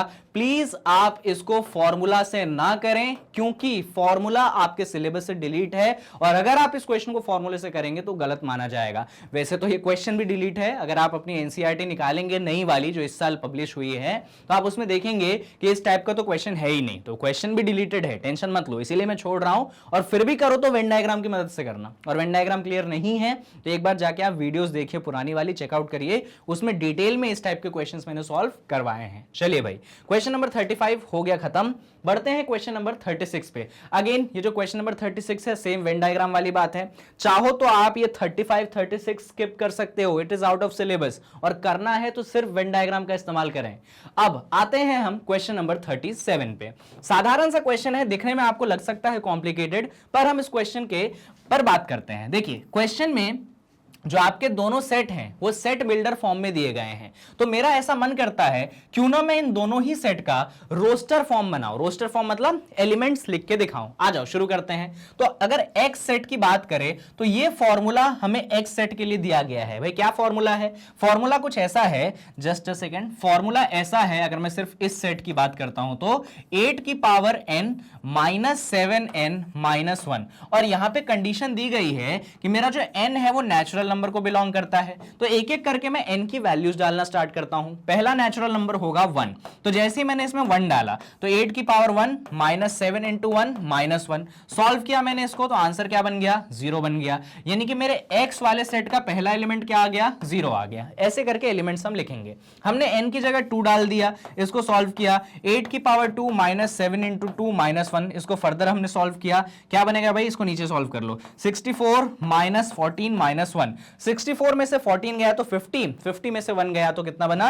ये बन गया 49। तो जो सेकंड एलिमेंट है वो क्या बन जाएगा? 49 बन जाएगा। ऐसे ही आप n की जगह 3 डाल दीजिए तो आप देखेंगे बनेगा 8 का क्यूब माइनस 7 इंटू 3 माइनस 1। 8 का क्यूब कितना हो जाता है? 64 8 जा 512 बनेगा मेरे हिसाब से, है ना। 8 4 जा 32 का 2, 3 कैरी, 8 6 जा 48 प्लस 3 51, 512, 7 3 जा 21 और ये बन गया माइनस 1। 512 में से आपको 21 को करना है सब्सट्रैक्ट। आपने 12 सब्सट्रैक्ट किया तो बन गया 500 और बच गया 9, तो बनेगा 591। मेरे हिसाब से आंसर इसका बनना चाहिए, जितना मुझे लगता है 5, कर ही लो यार सॉल्व इसको। 512 माइनस 22 करना है ना, 2 में से 2 गया बचा 0, 1 बन गया 11, 9, 490 बनेगा, है ना। तो जो तीसरा एलिमेंट है वो हो जाएगा 490। ऐसे ही कुछ और एलिमेंट्स आप निकाल सकते हैं, मैं इतने ही निकाल रहा हूं, आप और एलिमेंट निकालिएगा। अब y वाला जो सेट है चलिए इस पे बात करते हैं। तो एक एक करके इसमें भी हम n की वैल्यूज डालेंगे। तो y वाले सेट की बात करें, अगर हम यहाँ पे n1 डालेंगे, चलो मैं यहाँ पे सॉल्व करता हूं। अगर मैंने n1 डाल दिया तो 49 इंटू 1 माइनस 49 सॉल्व करोगे तो 0 बनेगा, तो फर्स्ट एलिमेंट 0 हो गया। ऐसे ही n की जगह अगर आप 2 डालोगे तो ये बनेगा 49 इंटू 2 माइनस 49, आंसर बनेगा आपके पास 49, तो सेकेंड एलिमेंट 49 हो गया। ऐसे ही आप n की जगह अगर 3 डाल देंगे तो n की जगह 3 डालने पे क्या होगा भाई, ये बनेगा 49 इंटू 3 माइनस 49, ये बन जाएगा मेरे हिसाब से 98, तो थर्ड एलिमेंट जो है आपके पास 98 बन जाएगा। ऐसे ही करके आप फर्दर एलिमेंट्स निकाल सकते हैं। मेरे जैसे 3-3 एलिमेंट मत निकालिएगा, कम से कम 5 से 6 एलिमेंट्स आप निकालेंगे। और जब आप ऐसा करेंगे तो मैं आपको बताता हूं होगा क्या। आपके पास ये 4 ऑप्शन है, इसमें से ये बोला गया कि भाई x जो है y का सबसेट है, y जो है x का सबसेट है, x y के इक्वल है, या x इंटरसेक्शन y फाई है। तो अब आपको देखना पड़ेगा भाई कौन किसका सबसेट है। मैं आपको बता रहा हूं, या तो इसमें पहला ऑप्शन होगा या तो इसमें दूसरा ऑप्शन होगा, या तो x y का सबसेट होगा या तो y x का सबसेट होगा। तो मैं डायरेक्ट आंसर बता देता हूं आपको। एक्चुअली यहां पे जो आपका x वाला सबसेट, x वाला जो सेट है वो एक्चुअली आपके y का सबसेट होगा। इसका कारण ये है जितने भी एलिमेंट x में आएंगे, जितने भी एलिमेंट x में आएंगे वो सारे के सारे एलिमेंट y में आएंगे ही। जैसे देखो x में 0 आया, y में 0 आया, x में 49 आया, y में 49 आया, x में 490 आया। अगर ऐसे और एलिमेंट्स लिखोगे ना आप y के, तो y में भी आपको 490 दिख जाएगा। इसका अगला एलिमेंट अगर कुछ और लोगे तो उसमें भी आपको वो एलिमेंट दिख जाएगा। यानी कि x वाले सेट में आने वाला हर एलिमेंट आपको y वाले सेट में मिलेगा। लेकिन y जो है x का सबसेट नहीं हो सकता, इसके पीछे भी कारण है। y में एक एलिमेंट है 98, क्या 98 x में प्रेजेंट है? क्या नहीं प्रेजेंट है, तो y जो है वो x का सबसेट नहीं हो सकता। लेकिन x जो है वो y का सबसेट हो सकता है, बिकॉज x में आने वाला हर एक एलिमेंट y में भी आएगा। दैट इज वाई x इज अ सबसेट ऑफ y। इस तरीके से आप इसको जस्टिफाई कर सकते हैं। लेकिन आप एलिमेंट ज्यादा लिखें, मैंने 3-3 ही लिखे, कम से कम आप 5 से 6 एलिमेंट लिखें तो आपको चीजें क्लियरली दिखाई देंगी। ये था आपका क्वेश्चन नंबर 37। आसान क्वेश्चन था, इसमें ऐसा कोई लॉजिक तो नहीं लग रहा था। Question number 38 again deleted portion से है, चाहे तो आप सॉल्व करें, नहीं तो आप चाहे तो छोड़ दें, वरना लेकिन इस्तेमाल करिएगा वेन डायग्राम का। वैसे तो इसमें परसेंटेज वगैरह में बात की गई है, इसमें तो वेन डायग्राम बहुत ही ज्यादा कॉम्प्लिकेटेड हो जाएगा, तो आप इस क्वेश्चन को छोड़ ही दें, इसको कोई करने की जरूरत नहीं है। बढ़ते हैं अगले क्वेश्चन, क्वेश्चन नंबर 39 पे। क्वेश्चन नंबर 39 में हमें 2 सेट दिए गए हैं। कौन से 2 सेट दिए गए हैं मैं आपसे बात करता हूं। जो पहला सेट दिया गया है वो दिया गया है x, y such that y is equals to 1/x, जहां पे हमारा जो x है वो 0 के बराबर नहीं है और हमारा x जो है वो रियल नंबर है। ये हमारा पहला सेट दिया गया है। और एक सेट हमें b दिया गया है, तो b सेट दिया गया है x, y such that y is equals to -x, ठीक है। और यहां पे जो हमारा x है वो रियल नंबर्स को बिलोंग करता है, मतलब एलिमेंट जो है रियल नंबर को बिलोंग करता है। तो हमें बोला गया है कि भाई इन दोनों सेट में क्या रिलेशन है, a और b में जो है क्या रिलेशन है इन दोनों सेट में। तो अगर आप ध्यान से इन दोनों सेट को देखेंगे, चलिए रिलेशन के लिए हम जरा इस कंडीशन को पढ़ने की कोशिश करते हैं। रिलेशन के लिए हम किसको पढ़ने की कोशिश करते हैं? कंडीशन को पढ़ने की कोशिश करते हैं। So according to the first set हमारा y जो है 1/x के बराबर है, और अकॉर्डिंग टू सेकंड सेट हमारा y जो है -x के बराबर है। हम मान लेते हैं, हम अज्यूम कर लेते हैं कि भाई ये दोनों सेट सेम है। हम अज्यूम कर लेते हैं कि ए और बी सेट जो है सेम है, वो इक्वल है। कर लेते हैं अज्यूम, मान लेते हैं भाई, ठीक है भाई इक्वल है। तो इक्वल है तो उनके एलिमेंट्स क्या होंगे? सेम होंगे, यानी कि y और y क्या होगा? सेम होगा।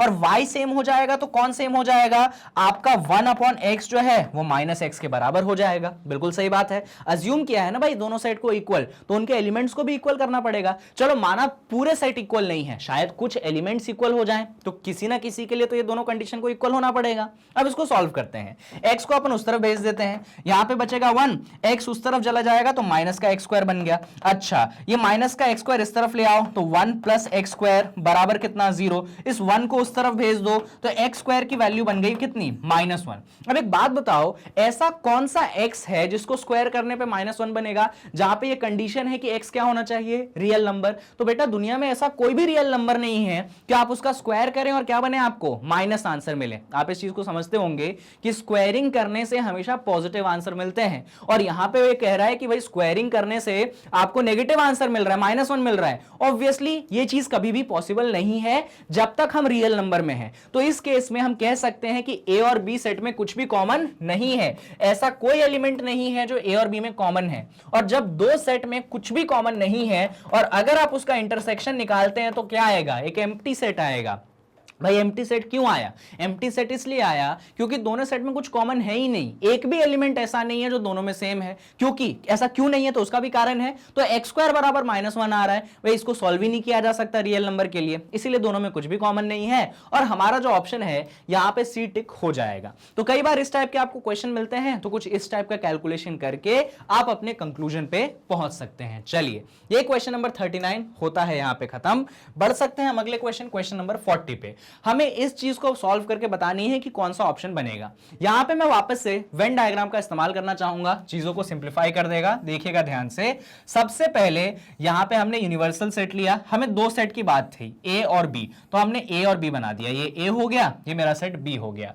हमें ए का इंटरसेक्शन लेना है ए यूनियन बी के साथ। अच्छा, ए का इंटरसेक्शन लेना है ए यूनियन बी के साथ। अच्छा, ए यूनियन बी पता है क्या बनेगा, ए यूनियन बी अगर मैं सिर्फ ए बनाता हूं, चलो पहले मैं सिर्फ ए बनाता हूं, तो सिर्फ ए का मतलब पता है क्या है, सिर्फ ए का मतलब जो है ये वाला सर्कल है, ए वाले सर्कल को शेड कर दो, वो सिर्फ ए वाला सेट बन गया। अब यहां पे दूसरा सेट कौन सा है, ए यूनियन बी। अगर मैं ए यूनियन बी बनाना चाहता हूं तो मैं क्या करूंगा भाई, ये मेरा यूनिवर्सल सेट है, ये मेरा सेट ए है, ये मेरा सेट बी है, इन दोनों का यूनियन करना है। लो भाई मैंने इन दोनों का यूनियन कर दिया, दोनों के एरिया को कंबाइन कर दिया। अब इन दोनों के बीच में कौन सा सिंबल है, इंटरसेक्शन का, यानी कि इन दोनों सेट के बीच में क्या निकालना चाहता हूं मैं, कॉमन एरिया। ये देखिए ये ए का एरिया है, ये ए यूनियन बी का एरिया है। अगर मैं इंटरसेक्शन निकालूं, मैं शेडेड एरिया का कॉमन एरिया निकाल रहा हूं, याद रखना शेडेड एरिया का क्या निकाल रहा हूं, कॉमन एरिया। तो अगर मैं शेडेड एरिया का कॉमन एरिया निकालूं और उसके लिए फाइनल डायग्राम बनाऊं, तो आप खुद इमेजिन करके देखो, ये आपका यूनिवर्सल है, या आपके पास ए सेट है,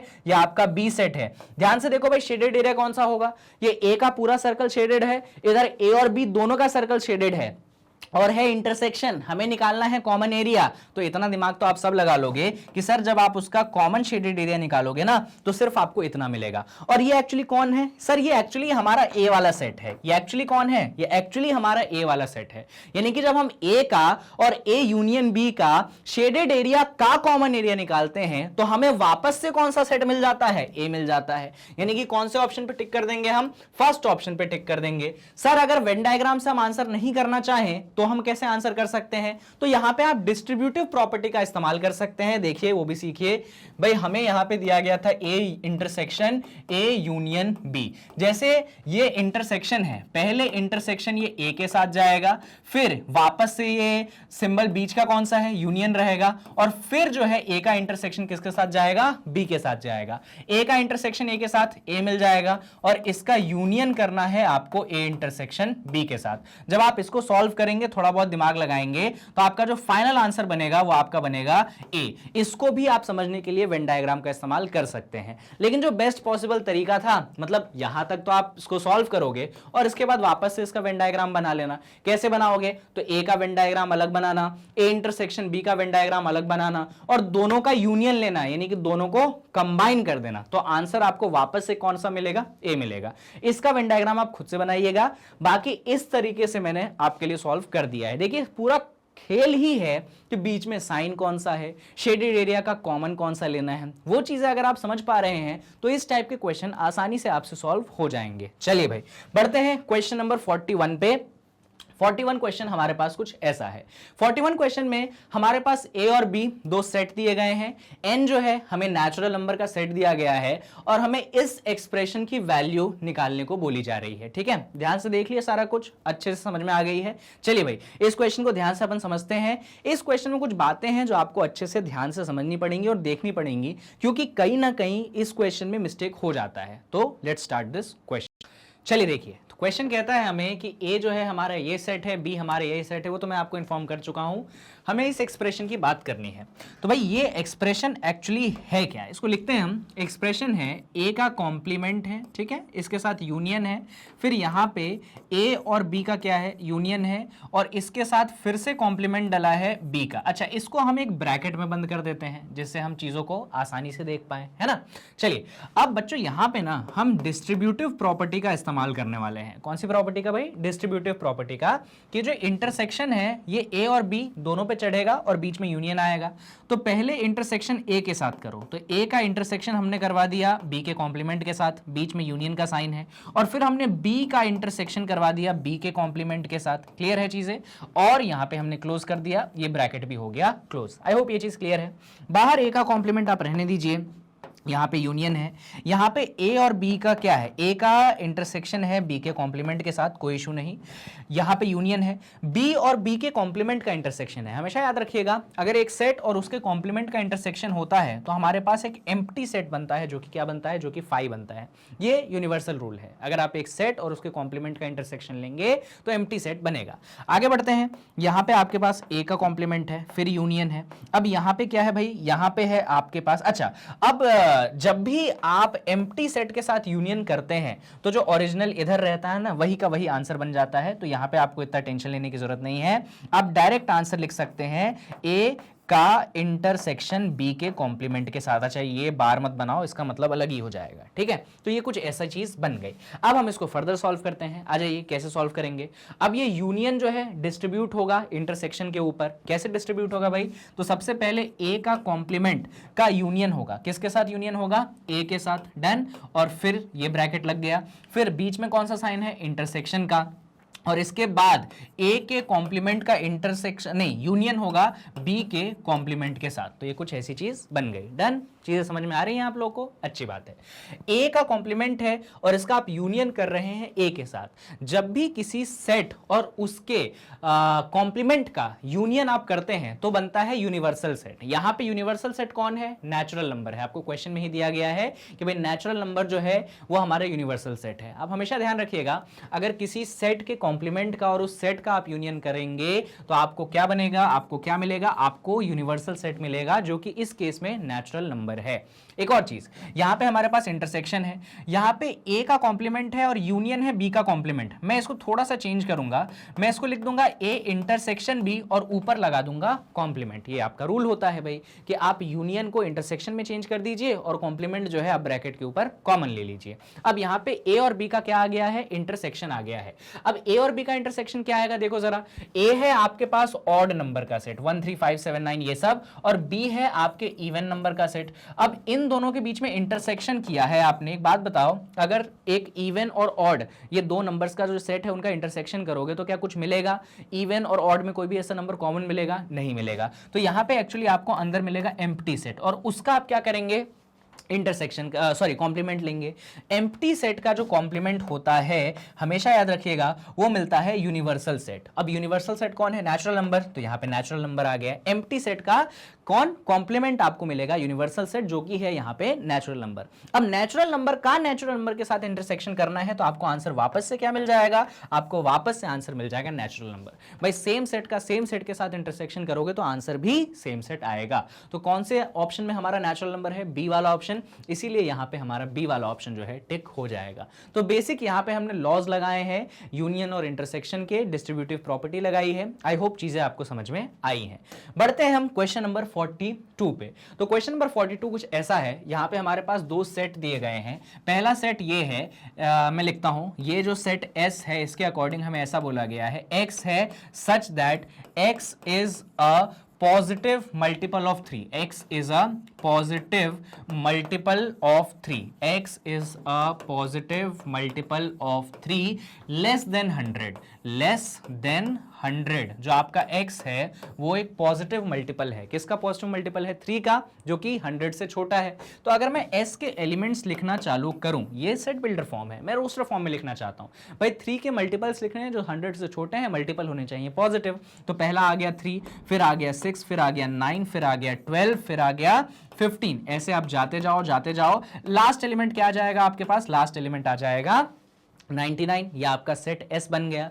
ऐसे ही आपका जो P वाला सेट है, अच्छा number of elements in S कितने हो जाएंगे, तो नंबर ऑफ S एलिमेंट्स जो हैं वो 33 हो जाएंगे। कैसे मैंने काउंट किया, तो देखो जरा यहाँ पे 3 जो है वो 3 1 जा 3 होता है, 6 जो है वो 3 2 जा 3 होता है, तो फर्स्ट एलिमेंट सेकंड एलिमेंट, ऐसे 99 कैसे होता है 3 इंटू 33, तो इसलिए टोटल एलिमेंट कितने हो जाएंगे भाई इस वाले सेट में 33 हो जाएंगे। अब अगर मैं P वाले सेट की बात करूं तो P वाला सेट कुछ ऐसा है, X is such that X is a prime number less than 20, x is a prime number less than 20, तो ये वाला सेट हमें ऐसे प्राइम नंबर्स का कलेक्शन बताता है जो कि 20 से छोटे हैं।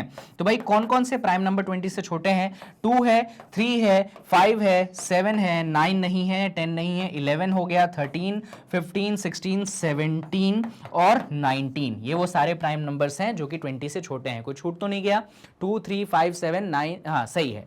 तो अगर नंबर ऑफ एलिमेंट्स इस वाले सेट में मैं निकालूं तो कितने आ जाएंगे, देख लो जरा, 1 2 3 4 5 6 7 8, एक बार वापस से देखिए, 1 2 3 4 5 6 7 8, तो इसमें आपके पास 8 एलिमेंट है। हमें पता है यहाँ पे किसकी वैल्यू निकालने को बोली गई थी, NS प्लस NP, यानी कि S वाले सेट के नंबर ऑफ एलिमेंट्स और P वाले सेट के नंबर ऑफ एलिमेंट्स। तो भाई हमारे S वाले सेट में 33 एलिमेंट्स हैं, ठीक है, और P वाले सेट में 8 एलिमेंट हैं। इनको आप सम करेंगे तो आंसर आपके पास मिलेगा 41। कहीं पे बात गड़बड़ा गई है क्या भाई, एक बार चेक कर लो। मेरे हिसाब से ऑप्शंस में यहाँ पे कुछ मिस्टेक हुई है, एक बार हम वापस से देख लेते हैं। x इज a positive multiple of 3 less than 100, तो कौन कौन से हो जाएंगे भाई, 3 6 9 12 15 अप टू 99, तो मेरे हिसाब से तो सही है ये। 3 1 जा 3, 3 2 जा 6, 3 3 जा 9 और 33 3 जा 99 होता है, तो मेरे हिसाब से इसमें तो 33 आएंगे, कोई इशू नहीं है।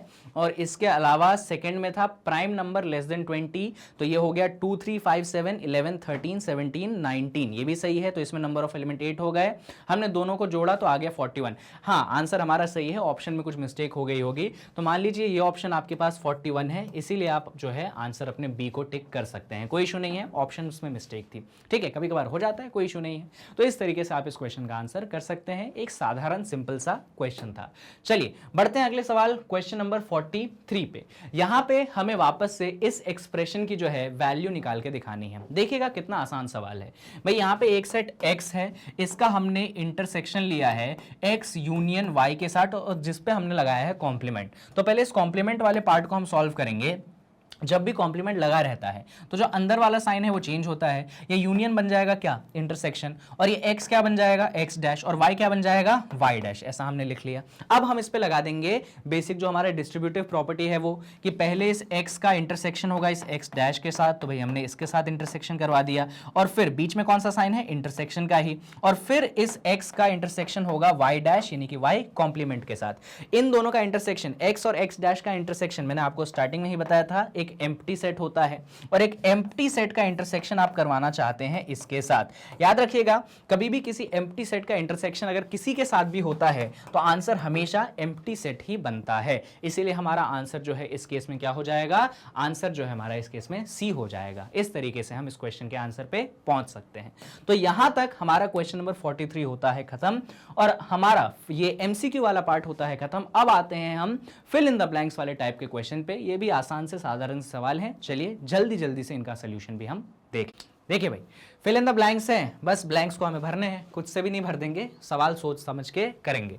हमें एक्चुअली ये जो रोस्टर फॉर्म है ना, सॉरी सेट बिल्डर फॉर्म जो है ना, इसको रोस्टर फॉर्म में कन्वर्ट करना है। क्या है ये है हमारे पास x is greater than equal to 1 less than 2। आपको मैंने याद दिलाया था, इसको कहते हैं क्लोज्ड इंटरवल, और इसको कहते हैं क्या, इसको कहते हैं आपका ओपन इंटरवल। तो पता है इसका आंसर क्या आ जाएगा, इसका आंसर आ जाएगा क्लोज्ड इंटरवल पे लगता है ये वाला ब्रैकेट, ओपन इंटरवल पे लगता है ये वाला ब्रैकेट। इस तरीके से यहाँ पे आप फिल इन द ब्लैंक में ये जो है भर देंगे। इंटरवल का कॉन्सेप्ट है, आपको भली भांति ये चीज आती है। यहां पे आपको अगला बोला गया है कि a इज इक्वल टू 5, अगर आपके पास एक एम्प्टी सेट है, ठीक है, आपके पास क्या है, एम्प्टी सेट है, तो आपको बताना है कि power set of empty set में कितने एलिमेंट होते हैं। तो भाई आपके पास क्या दिया गया है, आपको निकालना है power set of empty set. तो एम्प्टी सेट में बच्चों कितने एलिमेंट होते हैं, तो सर एम्प्टी सेट में 0 एलिमेंट होते हैं, आप सभी लोग जानते हैं। और पावर सेट का क्या फॉर्मूला होता है, पावर सेट का फॉर्मूला होता है 2 की पावर n, मतलब नंबर ऑफ एलिमेंट्स का फॉर्मूला होता है 2 की पावर n, जहां पे n हमें बताता है कौन, n मतलब होता है नंबर ऑफ एलिमेंट। तो यहां पे नंबर ऑफ एलिमेंट कितने हैं, 0 है, तो 2 की पावर 0 हमें क्या मिल जाएगा, 1 मिल जाएगा। यानी कि जब हम एम्प्टी सेट का पावर सेट बनाएंगे तो उसमें सिर्फ एक एलिमेंट होगा, तो यहां पे आंसर कितना होगा, 1 होगा। ठीक है, तो यहां पे सिंपल एक फॉर्मूला आपको अप्लाई करना था, आंसर एक लाइन में आ जाएगा। चलो भाई, ये 45 और 44 डन। बढ़ते हैं अपन 46 पे।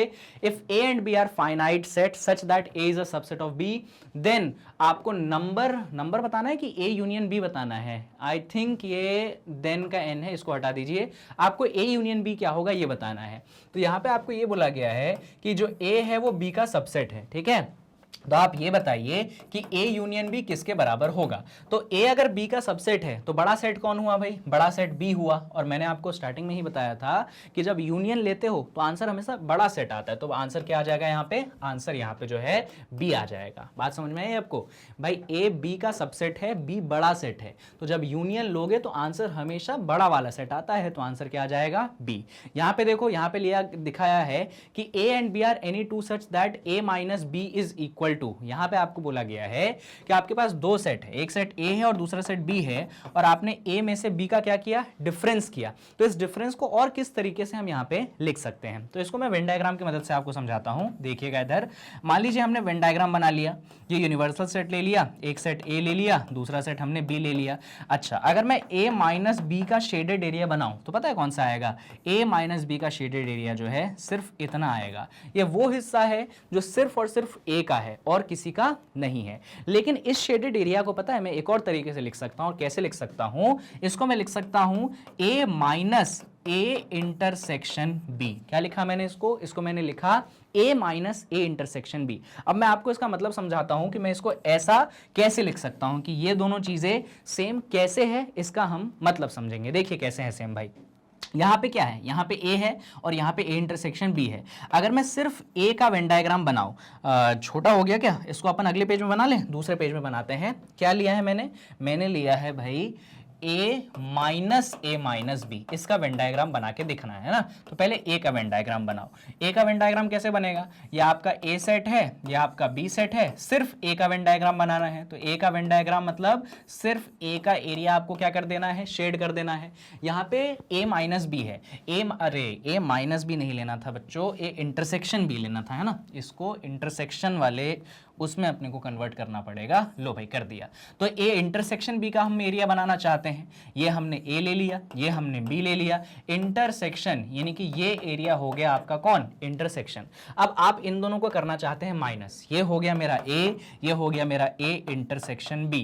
इन दोनों को क्या करना चाहता हूं मैं, माइनस। तो शेडेड एरिया में से शेडेड एरिया को घटाना है, तो आप खुद सोच के देखो भैया, ये इतना शेडेड है, इसमें से मैं इतना घटाना चाहता हूं। जो फाइनल आंसर है पता है क्या बनेगा, वो फाइनल आंसर कुछ ऐसा बनेगा, ये आपका A हो गया, ये आपका B हो गया। इस पूरे सर्कल में से सिर्फ इतना एरिया घटाओगे तो कौन सा एरिया बचेगा, आपका ये वाला एरिया जो है बचेगा। तो ये चीज क्या आई, ये चीज आई, ये है A minus A intersection B। ये चीज क्या है, A minus A intersection B।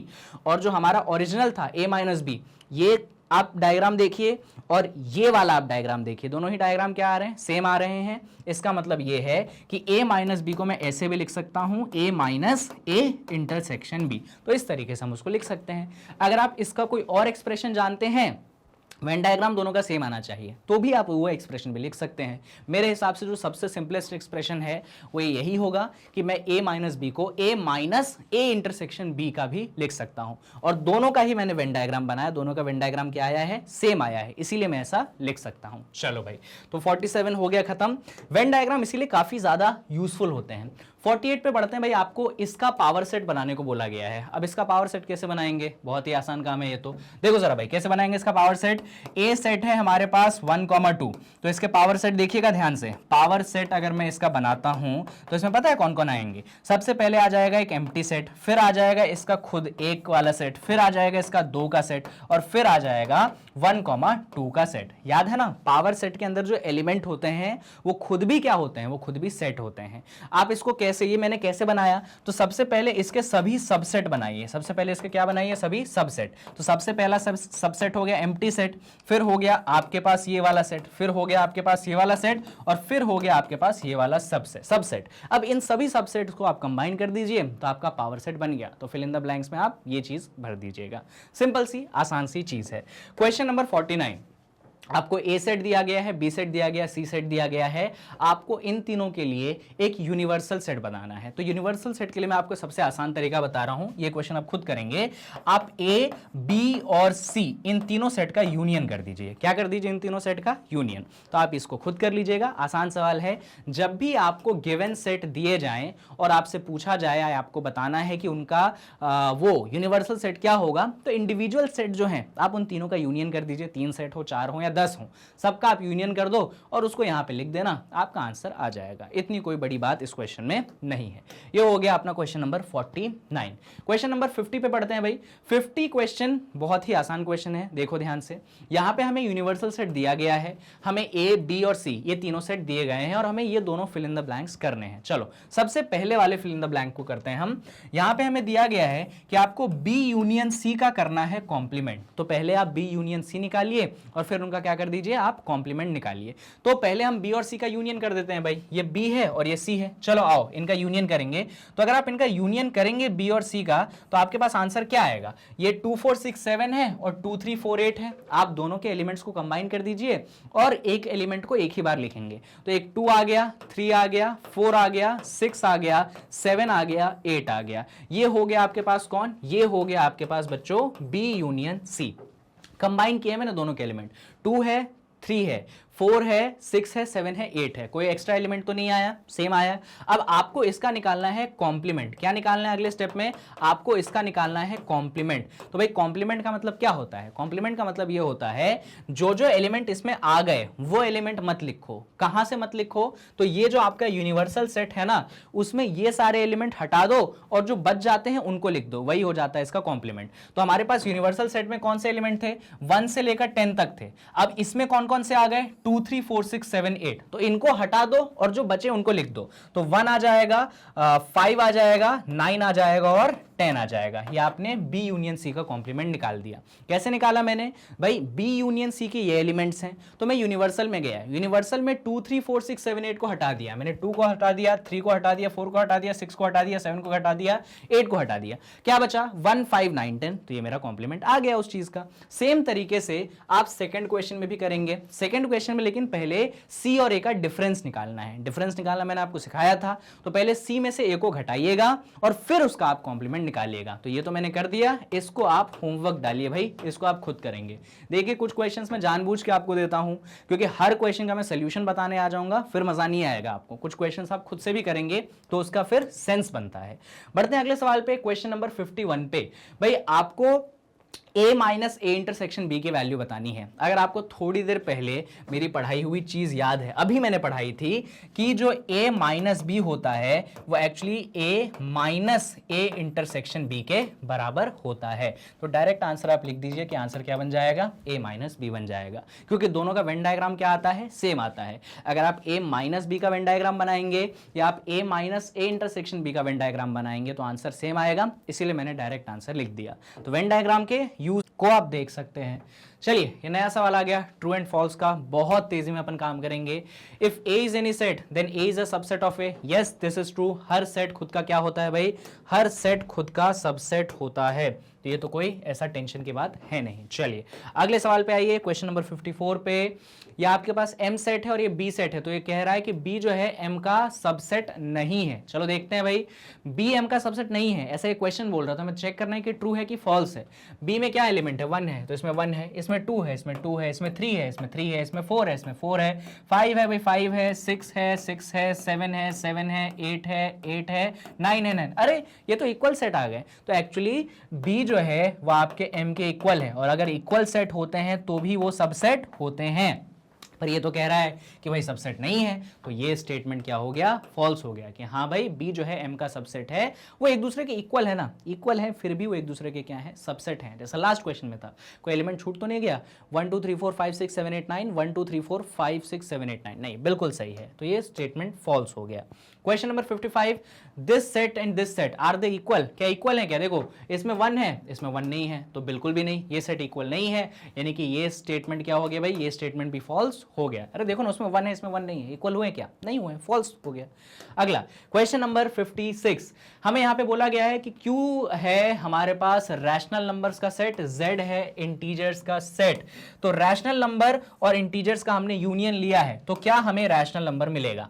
तो इसमें हमें यह सवाल पूछना चाहिए कि भाई दोनों में से बड़ा सेट कौन है, तो जो रैशनल नंबर होता है this is a big set as compare to integer, और मैंने आपको सिखाया था कि अगर एक बड़े सेट और छोटे सेट का आप यूनियन लोगे तो आंसर हमेशा बड़ा सेट आएगा, ठीक है। इसीलिए हम कह सकते हैं कि ये स्टेटमेंट जो है ट्रू है, हमेशा ये चीज याद रखिएगा, अगर एक बड़ा सेट है और एक छोटा सेट है, उनका अगर आप यूनियन लेते हैं आंसर हमेशा बड़ा वाला सेट आता है।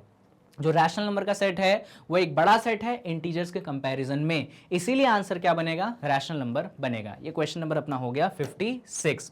Okay, coming to the next question, हमें यहां पे बोला गया है दो सेट हैं और हमें पूछा गया है कि भाई टी जो है क्या वो आर का सबसेट है या नहीं है। तो आर जो सेट है एक्स इज डिविजिबल बाई 2, मतलब उसमें वही एलिमेंट्स आएंगे जो 2 से डिविजिबल होंगे, यानी कि क्या आ जाएगा 2 4 6 8, अच्छा उसमें इंटीजर्स हैं तो नेगेटिव वाले भी आ जाएंगे भाई। चलो पहले पॉजिटिव लिख लेते हैं, 10 12 14 16 है ना, 18, ये सब आ जाएंगे आपके आर में। ये तो मैंने पॉजिटिव वाले लिखे हैं, उसने इंटीजर बोला है तो आप नेगेटिव वाले भी लिख सकते हैं, ये आपका एक आर सेट हो गया। जबकि टी सेट कौन सा है, इसमें वो इंटीजर्स हैं जो कि 6 से डिविजिबल हैं, तो अगर आप इसको चाहो तो ऐसे भी लिख सकते हो, बाकी आप खुद सोच के देखो, जो 6 से डिविजिबल हैं क्या वो 2 से डिविजिबल होंगे कि नहीं होंगे। ऑब्वियसली हर नंबर जो 6 से डिविजिबल है वो एक्चुअली 2 से डिविजिबल होता ही होता है, क्योंकि 6 के अंदर क्या आता है 2 into 3, तो अगर कोई नंबर 6 से डिविजिबल होगा तो क्या वो नंबर 2 से डिविजिबल होगा, यस। यानी कि जितने एलिमेंट टी में आएंगे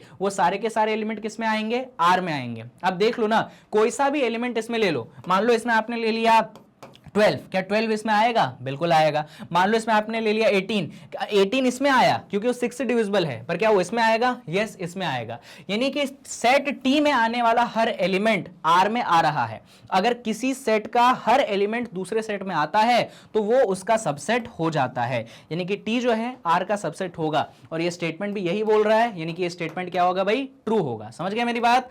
ये जो टी है इसमें जितने भी एलिमेंट हैं वो आर में आएंगे क्योंकि ये 6 से डिविजिबल है और ये 2 से डिविजिबल है, और हर नंबर जो 6 से डिवाइड होता है वो 2 से भी डिवाइड होगा। दैट्स व्हाई इसमें आने वाला हर एलिमेंट आर में भी आएगा और हमारा टी जो है आर का सबसेट होगा। यही हमारा स्टेटमेंट भी कह रहा था, यानी कि हमारा स्टेटमेंट हो गया ट्रू। इस तरीके से क्वेश्चन नंबर 57 हुआ डन। बढ़ते हैं अगले सवाल क्वेश्चन नंबर 58 पे।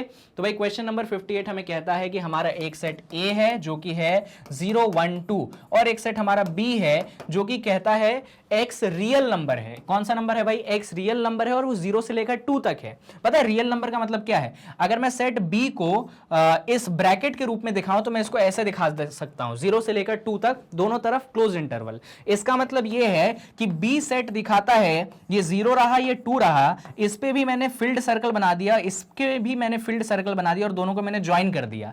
यानी कि बी सेट में पता है कौन कौन से एलिमेंट आ सकते हैं, 0 आ गया, मान लो यहां पे 0.1 है वो भी बी का पार्ट है, मान लो यहां पे कहीं 1.5 है वो भी बी का पार्ट है, लेकिन क्या वो ए के पार्ट है क्या, नहीं। एक्चुअली ए जो सेट है ना वो सिर्फ इंटीजर का सेट है 0 1 2, लेकिन बी जो है ना वो रियल नंबर का सेट है, तो उसमें डेसिमल फ्रैक्शन सब आ सकते हैं। इसीलिए हमारा ए जो है बी के इक्वल होगा क्या, बिल्कुल भी बी के इक्वल वो नहीं होगा। तो आप इसको ऐसे समझ सकते हैं। और यही करते करते भाई ये हमारे वीडियो का लास्ट क्वेश्चन था, और यहां पे हमारा सेट चैप्टर का एग्जाम्पलर होता है खत्म। सेट चैप्टर के एग्जाम्पलर में इतने ही सवाल थे और हमने इसको 4 वीडियोस में कवर कर लिया। पहला कॉन्सेप्ट वीडियो, फिर short answer, then long answer and then finally objective. बस अब यहां पे अगली वीडियो जो आएगी वो आपके नए चैप्टर पे आएगी जिसका नाम है रिलेशंस एंड फंक्शन।